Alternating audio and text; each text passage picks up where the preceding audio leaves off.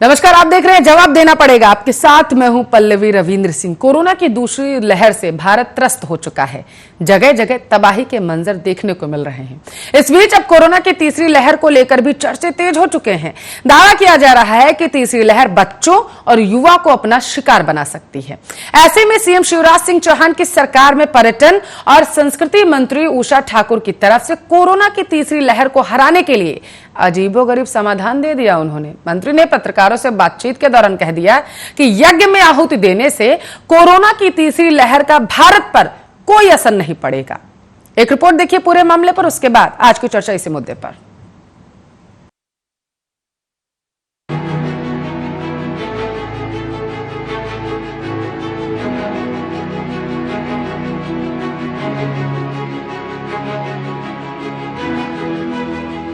देश में कोरोना महामारी की दूसरी लहर के कारण स्थिति काफी चिंताजनक बनी हुई है।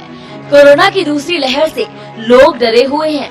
वहीं केंद्र और राज्य सरकारें निरंतर कोरोना के प्रकोप को रोकने के लिए नए नए कदम भी उठा रही हैं, लेकिन उसका कुछ खास असर होता हुआ नजर नहीं आ रहा है। हालांकि कई राज्यों में लगाए गए लॉकडाउन और सख्ती के कारण मामूली सुधार जरूर देखने को मिल रहा है। इस बीच मध्य प्रदेश की शिवराज सरकार में पर्यटन एवं संस्कृति मंत्री उषा ठाकुर ने एक अजीबोगरीब बयान दिया है। उन्होंने कहा है कि यज्ञ चिकित्सा करने से कोरोना की तीसरी लहर हिंदुस्तान को छू भी नहीं पाएगी। उन्होंने आगे कहा कि पर्यावरण को शुद्ध करने के लिए यज्ञ करें, उसमें दो आहुति सभी डालें। बता दें कि मौजूदा समय में भारत कोरोना की दूसरी लहर से जूझ रहा है। वहीं कोरोना की तीसरी लहर का आगाज वैज्ञानिकों ने कर दिया है, जो बच्चों पर खास तौर पर हमला करेगी। इंदौर में एक कोविड केयर सेंटर का उद्घाटन करने के बाद पत्रकारों से बात करते हुए मंत्री ने कहा कि पर्यावरण की शुद्धि के लिए 4 दिनों तक यज्ञ करें। यह यज्ञ चिकित्सा है। उन्होंने आगे कहा कि पहले के समय में हमारे पूर्वज महामारी से छुटकारा पाने के लिए यज्ञ चिकित्सा करते थे। साथ ही उन्होंने कहा कि कोविड-19 की तीसरी लहर भी भारत को छू नहीं सकेगी। और आप सबसे प्रार्थना करते हैं कि पर्यावरण की शुद्धि के लिए अभी 10, 11, 12 और 13 सुबह 10 बजे सब लोग एक साथ आहुतियां डालें, पर्यावरण को शुद्ध करें, क्योंकि महामारियों के नाश में अनादिकाल से इस यज्ञ की पावन परंपरा, ये यज्ञ चिकित्सा है, ये धर्मांधता नहीं है, ये कर्मकांड नहीं है, ये यज्ञ चिकित्सा है पर्यावरण को शुद्ध करने की। तो आइए हम सब दो आहुति डालें और अपने खाते का पर्यावरण शुद्ध करें। तीसरी लहर हिंदुस्तान को छू नहीं पाएगी। गौरतलब है कि इससे पहले केंद्र सरकार के स्वास्थ्य सलाहकार डॉक्टर के विजय राघवन ने चेतावनी देते हुए कहा था कि देश में कोरोना की एक और लहर जरूर आएगी। उन्होंने आगे कहा था कि कोरोना की दूसरी लहर के कारण काफी मामले आ रहे हैं, इसलिए कोरोना की तीसरी लहर कब तक आएगी इसके बारे में अभी कुछ भी कहना मुश्किल है, लेकिन यह लहर जरूर आएगी। हालांकि राघवन ने कहा कि अगर सावधानी बरती जाए तो हम महामारी कोरोना वायरस की तीसरी लहर आने से रोक सकते हैं। उन्होंने कहा कि अगर सभी सावधानी बरतें और गाइडलाइंस को फॉलो करें तो शायद कुछ ही जगहों पर कोरोना की तीसरी लहर आएगी या फिर कहीं भी नहीं आएगी। Special desk Arya news.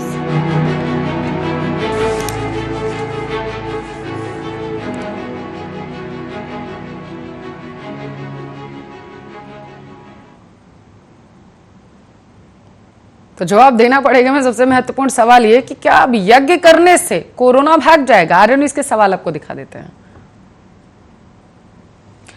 क्या आपको बता दें हवन से भागेगा कोरोना? सबसे महत्वपूर्ण सवाल जो आज हम जवाब देना पड़ेगा में पूछ रहे हैं। यज्ञ करने से दूर हो जाएगी कोरोना की तीसरी लहर, क्योंकि उषा ठाकुर का तो कुछ यही कहना है।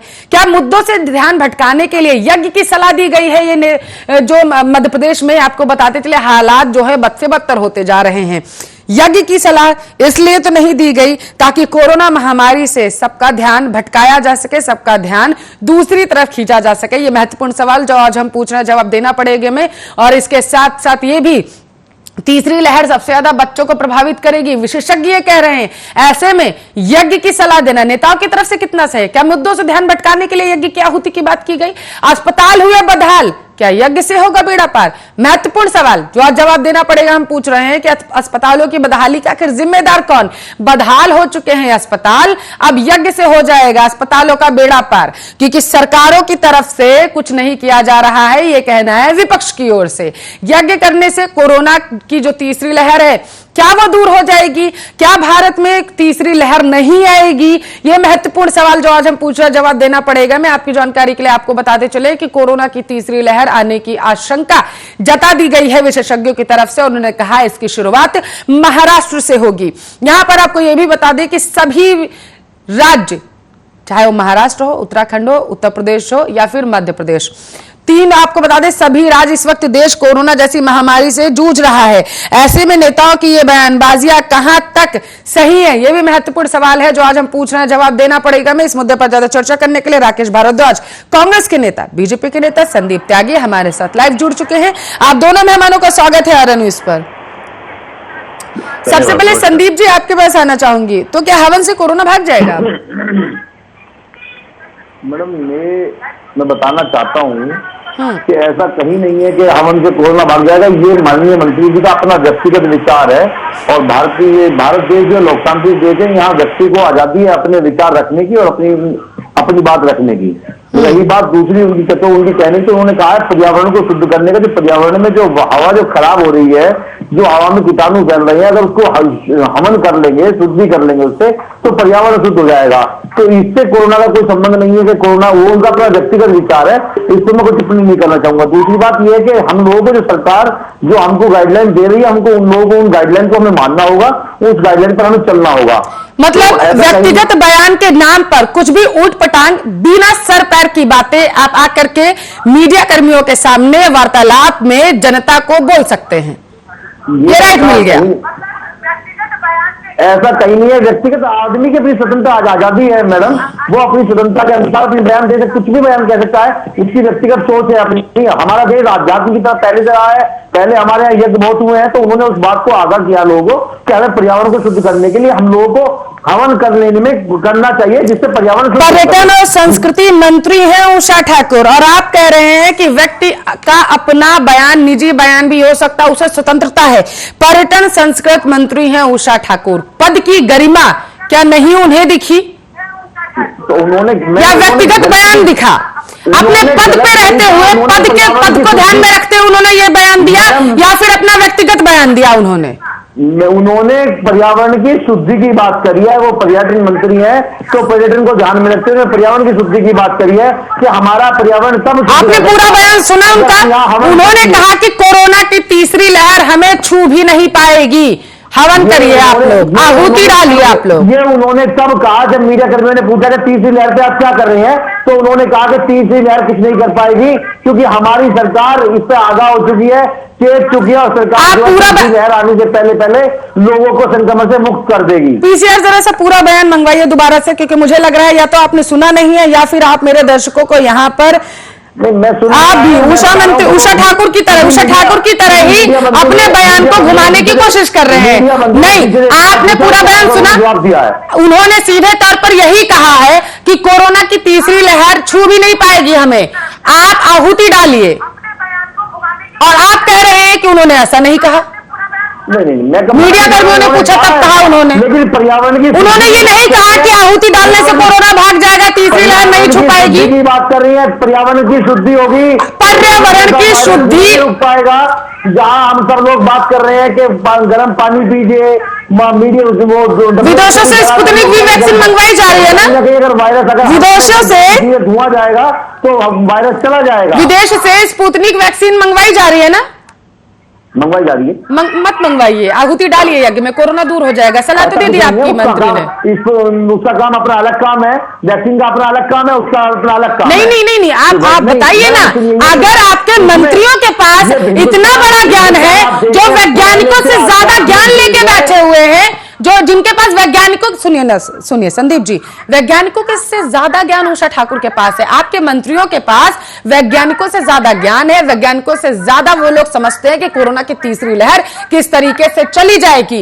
रहने दीजिए ना, वैज्ञानिकों की सुन क्यों रहे हैं आप लोग? क्यों कोवैक्सीन कोविशील्ड के पीछे पड़े हैं? क्यों आप लोग पीछे पड़े हैं स्पुतनिक वैक्सीन के पीछे? आहुति डालिए ना। वैज्ञानिकों ने तो नहीं कहा ना कि नींबू पीजिए। मैं आपसे ये कह रही हूँ, मैं डॉक्टर से यही कह रही हूँ। कैसी बात कर रहे हैं आप, कैसी बात कर रहे हैं आप संदीप जी, कैसी बात कर रहे हैं आप? डॉक्टर्स लगातार सलाह दे रहे हैं, यहाँ बात वैक्सीन की हो रही है। मैंने आपसे सवाल किया, स्पुतनिक मंगवा रहे हैं ना, मत मंगवाइए, कह दीजिए। अरे हमारी उषा ठाकुर ने इतना बढ़िया बयान दे दिया कि आहुति डालने से कोरोना दूर हो जाएगा, तीसरी लहर छू भी नहीं पाएगी। विश्वास कर रहे हैं ना, आहुति डलवा दीजिए ना, विश्वास कर रहे हैं ना, आहुति डलवा दीजिए, मैं कह रही हूँ। अरे आयुर्वेद पे विश्वास कर रहे हैं ना हम लोग। राकेश जी, राकेश जी मानना होगा, बड़ा ज्ञानी है बीजेपी के मंत्री, आयुर्वेद को भी मानना सीधे तौर पर कह दिया कि कोरोना की तीसरी लहर छू भी नहीं पाएगी। आप लोग एक काम करिए, आहुति डाल दीजिए बस। राकेश जी प्रतिक्रिया। राकेश जी आप नहीं समझ रही हैं, राकेश जी आयुर्वेद को मान रहे हैं नहीं मान रहे हैं। संदीप जी मुझे सिर्फ उषा ठाकुर का बयान दिखा है, अब प्लीज मुझे राकेश जी से भी ले लीजिए, वो भी जुड़ चुके हैं, उनसे भी सवाल लेना। राकेश जी प्रतिक्रिया। कहना चाहता हूं कि जब कोरोना की पहली लहर आई थी, पहली बार जब हिंदुस्तान के अंदर कोरोना ने दस्तक दी थी, तो कांग्रेस नेता राहुल गांधी ने बड़े ही कई बार जो है ना इन लोगों को आगाह किया कि देश को बचा लीजिए, यहाँ इकोनॉमी का ही नुकसान नहीं होगा, जान माल की भी हानि होगी। दूसरी बार राहुल गांधी ने इसी के बाद दूसरी लहर के बारे में बताया। हाई कोर्ट और सुप्रीम कोर्ट तक ने राहुल गांधी की बात को माना, लेकिन आप इन लोगों के जो चरित्र है, जो इन लोगों का काम है, उसको आप देख लीजिए। इन्होंने पहली बार जब कोरोना की लहर आई तो ताली थाली दिया, सब कुछ जलवा दिया।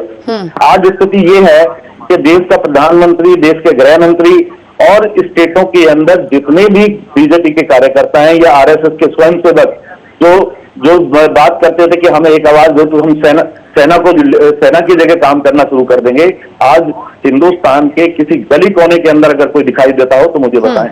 आज ये लोग ये चाहते हैं कि हम लोग वही पुराने ढगरे के ऊपर चलते रहें और देश की जनता पूरी तरह से तहस नहस हो जाए। मैं ये देख रहा हूं और आप सब लोग देख रहे हैं, आपके चैनल के माध्यम से, आर्या टीवी के माध्यम से आप लोगों ने सब जगह सर्वे भी कराया होगा।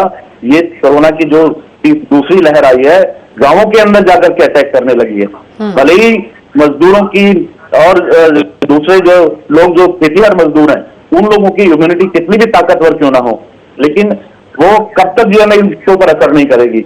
एक भयानक एक जो है ना हमारे ऊपर त्रासदी का जो ना वो हुआ है, लेकिन ये लोग उस चीज को समझने की बिल्कुल भी कोशिश नहीं कर रहे हैं। अपने बयान देकर के एक कोई सड़क से चलता हुआ आदमी या कोई एमएलए या कोई दूसरा व्यक्ति कॉर्पोरेटर जो है ना इस तरह के बयानबाजी देता तो समझ में आती है, चलो ठीक है यार दे दिया होगा इसने। लेकिन एक मंत्री एक जिम्मेदार पोस्ट के ऊपर बैठे हुए उन्होंने इस तरीके का बयान देना कि आप जो है ना लेकर के धुआं कर लीजिए, ये कर लीजिए, वो कर लीजिए। ये जितने वैज्ञानिक बैठे हुए हैं हिंदुस्तान के अलावा दूसरे देशों से जो रिपोर्टें छन करके आ रही हैं, जो हमारी स्थिति हो रखी है, उस स्थिति का जिम्मेदार कौन है? यही लोग हैं।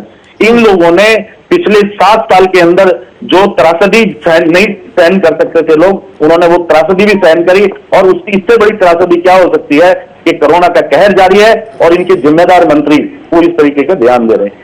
और ये एक कोरोना का कहर जारी है और आपके जिम्मेदार मंत्री सीधे तौर पर सिर्फ चिट्ठियां लिख रहे हैं। मैं एक छोटा सा एग्जांपल मथुरा वृंदावन का देता हूं कि एक जायसवाल साहब जो है वो उनका जो है ना मोदी जी का फोटो भी लगाते थे अपनी गाड़ी के ऊपर, राम मंदिर के लिए पैसा भी उन्होंने दिया। वो मोदी खुद जो है ना उनको टैग किया करते थे अपने उसमें ट्विटर के ऊपर। उस बेचारे ने अपने लिए और अपनी माता के लिए इतना कुछ मांगा। इतना क्या, उन्होंने सिर्फ इतना कहा कि एक रेमडेसिविर जो इंजेक्शन आता है उसकी जो है ना हमें वो दिलवा दीजिए। वो आदमी कहते कहते इस दुनिया से ऊपर चला गया। आज स्थिति ये है कि ये लोग अपने लोगों की जो है ना मदद करने को तैयार नहीं है।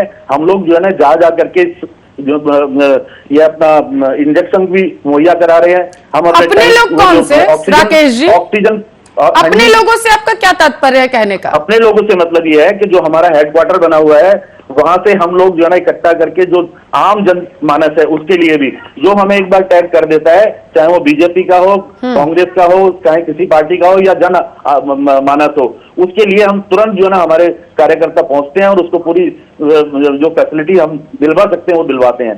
और उसके ऊपर क्या है, उसके ऊपर ये कि हमारे कार्यालय के अंदर आकर के सीबीआई के लोग और पुलिस के लोग आकर के पूछताछ करते हैं कि ये चीजें कहां से मुहैया हुई हैं। ऐसा आप जो है एक तो खुद कुछ कर नहीं रहे हैं, ये लोगों को गुमराह कर रहे हैं और उसके ऊपर तंज ये करते हैं। केंद्र ने, तो आपने जेपी किया नड्डा ने क्या? आप लोगों को चिट्ठी लिखी थी, मुझे लग रहा है कांग्रेस को जेपी चिट्ठी नड्डा- लिखी थी ना। सीधे तौर पर आरोप है आप लोगों पर कि कोरोना काल से जब देश जूझ रहा है उस वक्त सिर्फ और सिर्फ निचले स्तर की राजनीति विपक्ष के द्वारा की जा रही है। आप लोगों ने क्या किया चिट्ठी लिखने के अलावा? क्या क्या क्या क्या आप ये मुझे बताएंगे? कोई अगर हमसे ऑक्सीजन की मांग कर रहा है और हमारी कहीं जानकारी से वो ऑक्सीजन की आपूर्ति की जा रही है तो ये क्या गलत है? आप तो कुछ करने के लिए तैयार नहीं है। हम अगर कोई प्लाज्मा हमसे मांगता है, वो दूर सुदूर के अंदर, दिल्ली से दूर आंध्रा के अंदर मांगता है, कर्नाटका के अंदर मांगता है, या कोई एम्बेसी का अधिकारी हमसे जो ना ऑक्सीजन सिलेंडर मांगता है, अगर हमने वो मुहैया करा दिया तो ये हमारी गलती है? ये हम गलत कर रहे हैं? आप खुद कुछ करना चाहते नहीं, हमसे करने के लिए जो ना पुलिस हमारे जो ना हेडक्वार्टर पे बिठा देते हैं। ये कौन सा तरीका है भैया? आप जो ना संसद जो ना नहीं बनवाएंगे, आप अपना घर नया बनवाएंगे है, और जो लोगों को अगर जरूरत की बात आती है तो हॉस्पिटल के अंदर बेड हम डलवाएंगे नहीं। निचले स्तर की राजनीति का आरोप है। कहां जा रहे हैं आप, कहां जा रहे हैं? विपक्ष का भी मुखर चेहरा सामने निकल के आना चाहिए जब देश कोरोना काल जैसी महामारी से जूझ रहा हो। संदीप त्यागी जी कुछ कह रहे थे आप? हम निकल करके आ रहे हैं, लेकिन हमें करने तो देखो ही। कि हम लोगों ने इकट्ठे कर रखे हैं, हम लोग इकट्ठे कर रहे हैं, हमने रेमडेसिविर इकट्ठे किए, हमने वो इकट्ठे किए, यानी कि कालाबाजारी करने के लिए ये लोग रेमडेसिविर इकट्ठा कर रहे हैं। ये लोग रेमडेसिविर इकट्ठा कर रहे हैं, ये लोग ऑक्सीजन सिलेंडर इकट्ठा कर रहे हैं ब्लैकमेलिंग करने के लिए। इनके यहाँ कांग्रेस के नेता योगेंद्र वर्मा इंदौर में पकड़े जाते हैं, मध्य प्रदेश में। इनके कांग्रेस के नेता फरीदाबाद में पकड़े जाते हैं कालाबाजारी करते हुए। ये लोग कालाबाजारी करने के लिए काम करते हैं, आरोप प्रत्यारोप करने का काम करते हैं। विपक्ष कहीं भी अपनी भूमिका अदा करने का काम नहीं कर रहा है। इनके युवक कांग्रेस के राष्ट्रीय अध्यक्ष, इनके युवक कांग्रेस के राष्ट्रीय अध्यक्ष भारतीय जनता युवा मोर्चा कार्यकर्ताओं से मदद मांगते हैं। आप बात कर रहे हैं समर्थन की, हम लोग सहयोग कर रहे हैं। आप कलकत्ता में भिजवा रहे हैं, आप कर्नाटक में भिजवा रहे हैं। आपके कार्यकर्ता एक सिलेंडर लेकर उस पर राहुल गांधी का फोटो लगा के पूरे देश में भिजवा रहे हैं, उस पर फोटो लगा के दिखा रहे हैं लोगों को। दिखावे की राजनीति करना बंद करिए राकेश जी। अब जमीन तो कई हजार करोड़ रुपए तुम लोगों ने जो है देश को एकजुट करने का काम है, एकजुट होकर काम करने का समय है ये। इसके अंदर भी उत्सव मनाओ। अब 16 तारीख को आ रहा है कि हिंदुस्तान के 10 लाख लोग मर जाएंगे। उत्सव मनाओ तुम लोग हर चीज के अंदर मनाने का काम आपके नेता कर रहे हैं। शर्म नहीं आती इन लोगों को, ऐसे बेशर्म हो गए हैं जिनका कोई हिसाब नहीं है। आपके नेता राहुल गांधी ट्विटर पे खेलते हैं, आपके नेता राहुल गांधी ट्विटर पे खेलते हैं। राहुल गांधी जमीन पे उतर के क्यों नहीं काम करना चाहते हैं? जमीन पे क्यों नहीं आते हैं? अरे जाओ राहुल गांधी, आपको बताइए जूते मारेंगे लोग, जूते मारेंगे, देख लीजिएगा। नेता आप जमीन पे आके काम क्यों नहीं करना चाहते? आप भी आइए ना, जमीन पे आके काम करिए ना, ट्विटर मत खेलिए। ठीक है संदीप त्यागी जी, इन लोगों यज्ञ की आहुति करने से क्या मध्य प्रदेश के जो अस्पतालों की हालत अभी खराब हो रखी है, क्या वो सही हो जाएगी? मध्य प्रदेश की संदीप जी, अस्पतालों की जो खराब हो रखी है वो मतलब जल्द ही ठीक होने वाली है। कब? बहुत हद तक हालत जो है वो ठीक कब हो संदीप गई जी? है और बहुत हद तक जल्दी से जल्द ठीक होने वाली है। अगर के 10-20 लाख लोग मर जाएंगे तो उसके बाद संदीप जी कब सही करेंगे? ये तो आप लोग इस तरीके से काम करेंगे, आप लोग मारने का काम लोगों को मतलब इस तरीके से मारना चाहते हैं लोगों को। आप चाहते हैं कि देश बर्बाद हो जाए, ये आप लोग इस तरीके से भगवान सब लोगों को ठीक करे, आप लोगों को मानना चाहते हैं। ये आपकी चर्चा रही है। वेस्ट बंगाल में जाकर के रैली करो, क्या आप किस मानसिकता के लोग हैं? जाकर के आसाम में रैली करो, लोगों को मरवाओ। असम में रैली आपने नहीं करी, पौंडीचेरी में रैली आपने नहीं करी, केरल में रैली आपने नहीं करी, बताइए रैली आपने कहा नहीं करी? अरे आप तो पश्चिम बंगाल में ममता बनर्जी चुनावों पर चर्चा ये नहीं है, यहाँ पर सवाल ये है और जवाब देना पड़ेगा। मैं आज जो जवाब मांग रही हूँ वो ये है कि क्या यज्ञ से कोरोना दूर हो जाएगा? क्या हवन में आहुति डालने से कोरोना दूर हो जाएगा? क्या अस्पतालों की जो बदहाल स्थिति है वो दूर हो जाएगी? कोरोना जिस तरीके से जूझा हुआ है, अब संक्रमण फैल रहा है लगातार पूरे देश में। पल्लवी जी, मैं बता देना चाहता हूँ, हिंदुस्तान आध्यात्मिक देश रहा है पहले से। यहाँ आयुर्वेद को माना गया, यहाँ यजुर्वेद को माना गया, सामवेद को माना गया, अथर्ववेद को माना गया है। रही बात वैज्ञानिकों को, तो वैज्ञानिकों को भी माना जा रहा है और आयुर्वेद को भी माना जा रहा है और यजुर्वेद को भी उतना ही सम्मान दिया जा रहा है। हम लोग ये हिंदुस्तान देश जो है चींटियों को भी उतना ही सम्मान करता है, जितना यहाँ भगवान का सम्मान, गाय का सम्मान होता है, उतना ही चींटियों का सम्मान भी होता है। अस्पतालों में वेंटिलेटर्स नहीं है, भगवान आके दे जाएगा। संदीप जी, अस्पतालों में वेंटिलेटर्स नहीं है आपके मंत्री खुद ही चिट्ठी लिख रहे हैं शिवराज सिंह चौहान को कि भैया सियासत काहे कर रहे हैं आप?